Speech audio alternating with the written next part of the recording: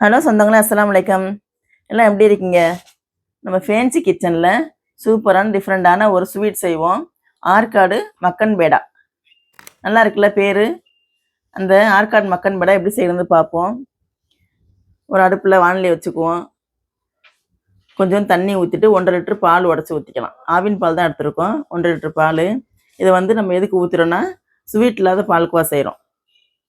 நல்லா பால் நல்லா சுண்டி நல்லா வற்றி வரணும். ஸ்வீட் இல்லாத பால்கோவா. இதுக்கு சர்க்கரை போடக்கூடாது. இங்கே பாருங்கள், ரெடி ஆகிடுச்சு பால்கோவா.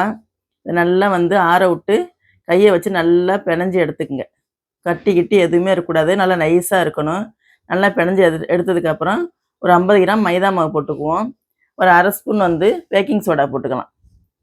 நல்லா போட்டு நல்லா பிணைஞ்சி விட்டதுக்கப்புறம் லைட்டாக தண்ணி தெளித்து நல்லா பிணைஞ்சிக்கலாம். குலோப்ஜான் மாதிரி வரணும். குலோப்ஜான் மாவு மாதிரி நல்லா பிணைஞ்சி வச்சாச்சு. இதில் ஒரு ஸ்பூன் நெய் ஊற்றி நல்லா பிணைஞ்சிக்கலாம். ஃபஸ்ட்டில் நெய் ஊற்றல, ரெண்டாவது தான் நெய் ஊற்றுறேன். நல்லா நெய் ஊற்றி பிணைஞ்சி ஒரு அரை மணி நேரம் ஊறட்டும். நம்ம ஜீரா காய்ச்சிக்குவோம். ஒரு அடுப்பில் கடாயை வச்சு நம்ம அந்த 1/2 கிலோ சீனி எடுத்துக்குவோம்.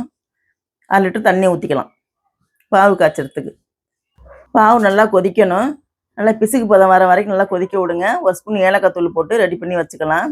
இப்போ நம்ம பிணைஞ்சி வச்சுருக்கிற மாவு எடுத்து, குலோப்ஜான் மாவு எடுத்து, ஒரு முந்திரி பருப்பை நமக்கு கொஞ்சம் நுணுக்கி வச்சுருக்கோம். அதை உருண்டை போட்டு உள்ளே அந்த முந்திரி பருப்பை வச்சு நல்லா உருண்டை போட்டுக்கலாம். போட்ட உருண்டையை லைட்டாக அப்படி தட்டி வச்சுக்கோங்க.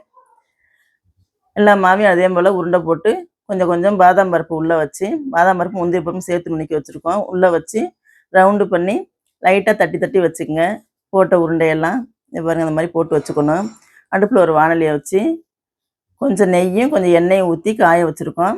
காஞ்சதுக்கப்புறம் நம்ம போட்டு வச்ச உருண்டையெல்லாம் போட்டு நல்லா பொரிச்சிக்கலாம். சூப்பராக இருக்கும். இதே போல் நீங்கள் உங்கள் வீட்டில் செஞ்சு பாருங்கள். பொரிச்ச உருண்டையெல்லாம் எடுத்து நம்ம ஜீராவில் போட்டு வச்சுக்கலாம். ஆனால் இதுக்கு ஜீரா நல்லா சூடாக இருக்கணும். ஆறி இருக்கக்கூடாது. நல்லா சூடாக வச்சுக்கோங்க. அப்போ தான் நல்லா ஊறும் மாவு. குலோப்ஜான் மாவு நல்லா ஊறணும். இது போட்டு எல்லாம் இப்படி போட்டு பெரட்டி விட்டு ஒரு 8 மணி நேரத்துக்கு ஊற வச்சுருங்க. இதை 8 மணி நேரம் ஊறினதுக்கப்புறம் நல்லா எடுத்து பார்த்தா சூப்பராக ரெடி ஆயிரும். இதே போல் உங்கள் வீட்டில் செஞ்சு சாப்பிட்டு பார்த்துட்டு எப்படின்னு கமெண்ட்டில் சொல்லுங்கள். மற்றவங்க ஷேர் பண்ணுங்கள், சப்ஸ்கிரைப் பண்ணுங்கள். அஸ்ஸலாமு அலைக்கும்.